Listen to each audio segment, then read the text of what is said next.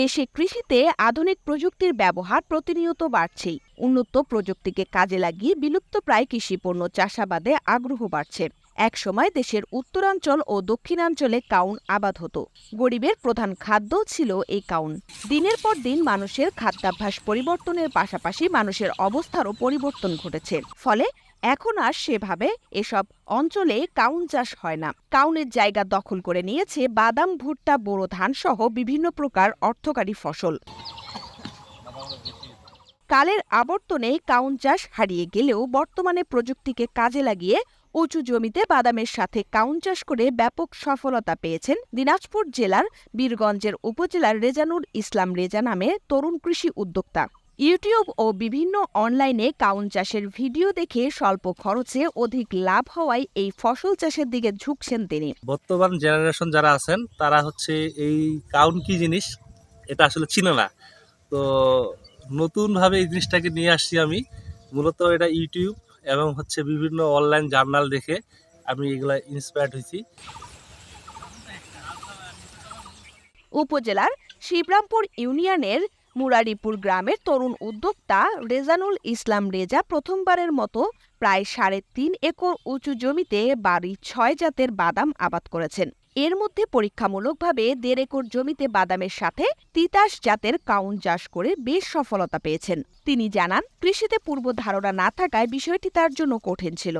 বাদাম এবং কাউন একসাথে চাষ করে তেমন সহজ ছিল না তার। এলাকার কৃষকরা তেমন একটা উৎসাহ যোগায়নি, তবে তিনি নিরাশ হননি এবং থেমেও যাননি। বাদাম এবং কাউন যে একসাথে চাষ করা যায়, এটা আমি পরীক্ষামূলকভাবে করে খুবই সফলতার সাথে অগ্রসর হয়েছি এবং ইনশাল্লাহ আজকে আমার কাউন কাটা হবে।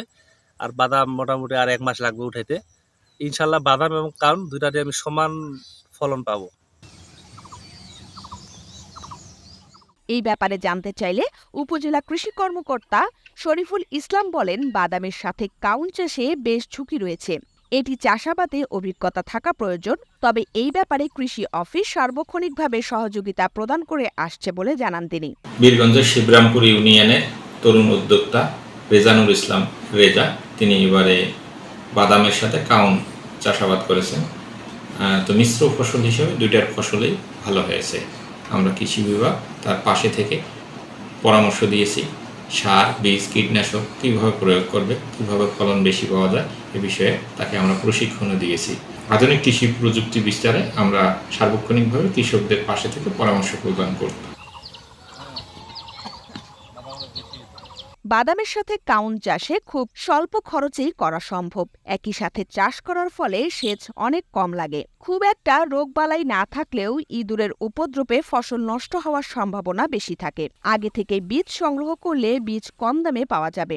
এখন পর্যন্ত ৩.৫ একর জমিতে বাদাম চাষে সব মিলে ১,৫০,০০০ টাকা খরচ হয়েছে রেজার। বাদামে প্রতি বিঘায় ১২ থেকে ১৪ মণ এবং কাউনে প্রতি বিঘা ৮ থেকে ১০ মণ ফসল হবে বলে আশা করেন তিনি। বর্তমান বাজার হিসেবে প্রায় ৪ থেকে ৫ লাখ টাকা আয় হতে পারে বলে আশা করছেন এই তরুণ উদ্যোক্তা।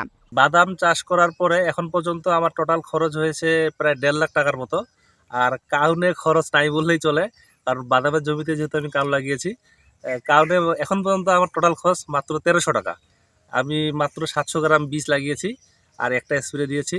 এতে করে আমার পুরা ক্ষেত হয়ে গেছে। আর আমি আশা করতেছি কাউন মোটামুটি আমি লাখ টাকার মতো বিক্রি করতে পারবো। আর বাদামটা আশা করতেছি প্রায় ৫ লাখ টাকার মতো বিক্রি করতে পারবো। মোটামুটি এই ক্ষেত থেকে আমার চিন্তা ভাবনা যে আমি ৬ লাখ টাকার মতো প্রফিট করতে পারবো ইনশাল্লাহ।